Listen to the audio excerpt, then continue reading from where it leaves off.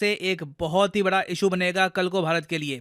यहाँ पर आप देख पाओगे टर्की की जो पैरामिलिट्री है SADAT, इन्होंने मीटिंग में डिस्कस किया है कि क्यों ना ये अपने फॉरेन फाइटर्स डिप्लॉय कर दे कश्मीर और फिलिस्तीन में। ये डिस्कशन बहुत ही एडवांस स्टेज पर पहुंच चुकी है और ये डिस्कशन ऐसे टाइम में हुई है जब पाकिस्तान के प्रधानमंत्री शहबाज शरीफ गए हैं टर्की में एक बहुत ही इंपॉर्टेंट विजिट पर। यहाँ पे आप देख पाओगे पाकिस्तान के PM और एर्दोआन, कुछ डिफेंस डील्स थी ये यहाँ पर साइन हुई है, कुछ पुराने ऑर्डर थे पाकिस्तान के ये कंप्लीट हुए हैं और एर्दोआन ने एक बड़ी अनाउंसमेंट ये करी है कि ये एक ट्राइलैटरल ग्रुप फॉर्म करेंगे जिसमें पाकिस्तान और अजरबैजान होगा। तो टर्की, पाकिस्तान, अजरबैजान मिलिटरीली बहुत ज्यादा कोऑपरेट करने वाले हैं भविष्य में। नाउ ऑब्वियसली एज इंडियंस हमारा सबसे बड़ा कंसर्न ये होगा कि क्या टर्की अपने foreign fighters Pakistan occupied Kashmir में भेजेगा, और अगर ऐसा करता है टर्की तो हम इसके बारे में क्या कर सकते हैं, बहुत कुछ आपको जानने को मिलेगा। मगर आगे बढ़ने से पहले आपसे एक क्वेश्चन पूछूंगा।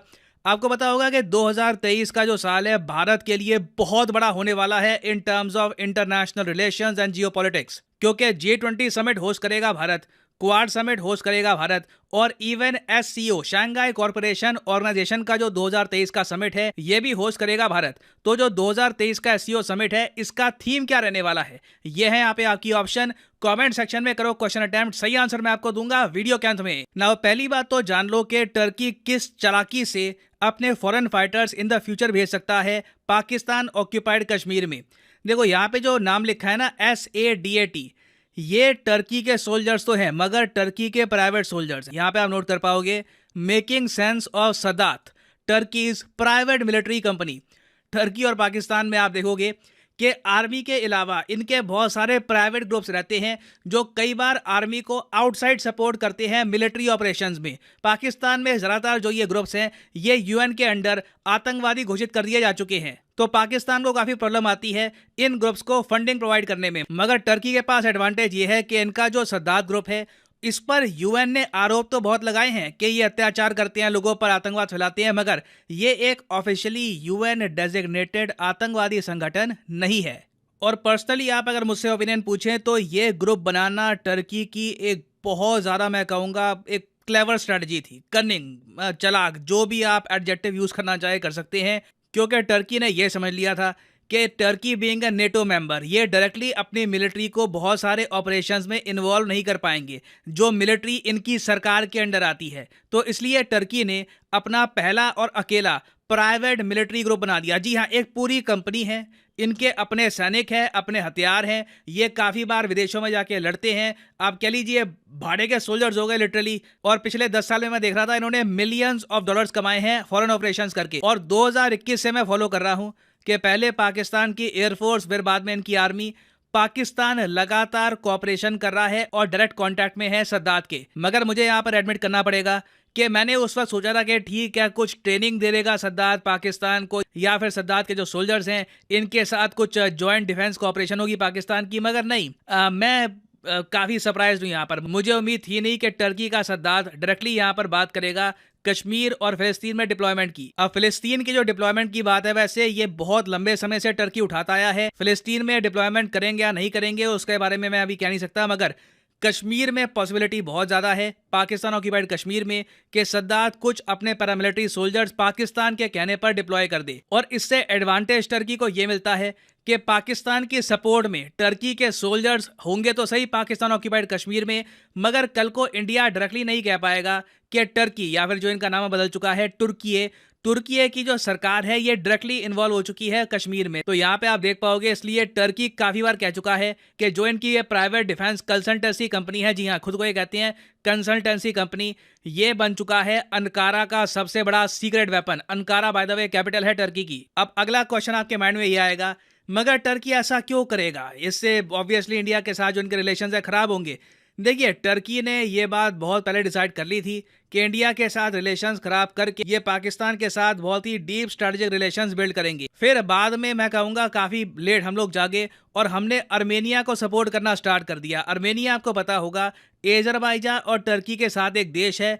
अर्मेनिया के बहुत ज़्यादा खराब रिश्ते हैं दोनों के साथ, और पाकिस्तान तो ऑल टुगेदर अर्मेनिया को एज ए कंट्री मानता ही नहीं है अपनी वफादारी दिखाने के लिए टर्की और अजरबैजान को। तो इंडिया ने आप अगर देखो तो रिसेंटली बहुत सारा डिफेंस हार्डवेयर एक्सपोर्ट करना स्टार्ट कर दिया अर्मेनिया को। कुछ दिन पहले मैं एक रिपोर्ट पढ़ रहा था, वहां पे बताया गया था कि जब अजरबैजान और अर्मेनिया की जंग हुई थी, इंडिया बड़े स्केल पर हथियार प्रोवाइड करने को तैयार था, मगर अर्मेनिया उस वक्त इतना बौखलाया हुआ था उस पूरी वॉर की वजह से कि हथियार एक्सेप्ट कैसे करने हैं, उनको यूज़ कैसे करना है, उसकी भी प्रॉपर प्लानिंग अर्मेनिया के पास उस वक्त थी नहीं तो इंडिया अर्मेनिया अजरबैजान वॉर में एक मेजर रोल प्ले करता। तो जैसे जैसे इंडिया का जो सपोर्ट है अर्मेनिया को ये बढ़ता रहेगा, आप देखोगे टर्की भी कहीं ना कहीं पाकिस्तान ऑक्यूपाइड कश्मीर में अपनी इन्वॉल्वमेंट बढ़ाना स्टार्ट कर देगा। उसके अलावा एक बहुत ही बड़ा फैक्टर है पैनिक।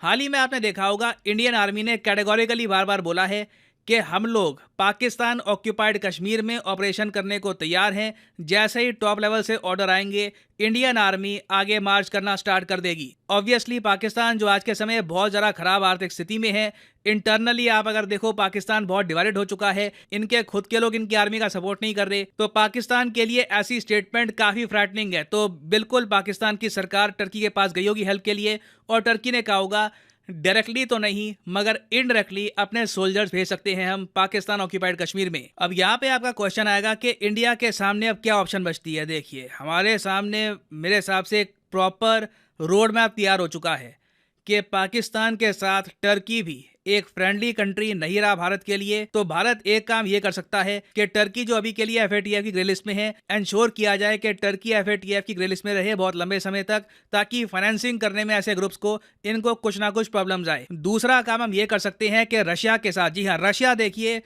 रशिया की इन्वॉल्वमेंट मैं कहूँगा इन द फ्यूचर बहुत बढ़ने वाली है, क्योंकि अर्मेनिया देश का बहुत ही बड़ा सिक्योरिटी प्रोवाइडर है रशिया। एक्चुअली अजरबैजान जब अटैक करा था अर्मेनिया को, तब उस वक्त बाय डिफॉल्ट रशिया को रक्षा करने के लिए आना था अर्मेनिया की, मगर सिंस आज के समय रशिया बिजी है यूक्रेन में, तो रशिया कुछ ज़रा कर नहीं पाया। तो कहीं ना कहीं इंडिया को रशिया के साथ बैठ के बात करनी होगी कि अर्मेनिया एक ऐसा देश जो आपके लिए और हमारे लिए दोनों के लिए इंपॉर्टेंट है, कैसे भारत और रूस दोनों मिलकर इसकी सिक्योरिटी, इसके डिफेंस को और ज़रा स्ट्रॉन्ग कर सकते हैं।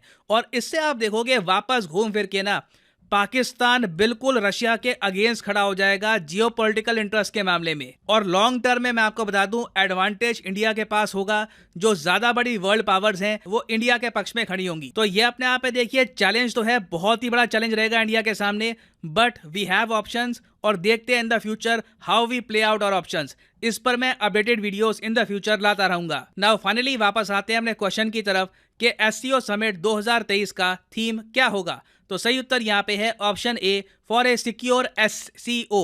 यहाँ पर आप देख पाओगे ये है लोगो SCO समिट 2023 का, और ये है नीचे इसका थीम सिक्योर SECURE, इसका एक इसकी फुल फॉर्म भी है security, economy, connectivity, unity, respect and environment. तो SCO समिट 2023 का होगा भारत में। और फाइनली यहाँ पर मैं ये भी ऐड कर दूं कि आप किसी भी एग्जाम की तैयारी, और अगर तुम लोग नए हो तो सब्सक्राइब करो, वो जो लाल वाला बटन है उस पर फूट फेंक के मारो या फिर मोमबत्ती, मुझे नहीं पता, बस क्लिक हो जाना चाहिए।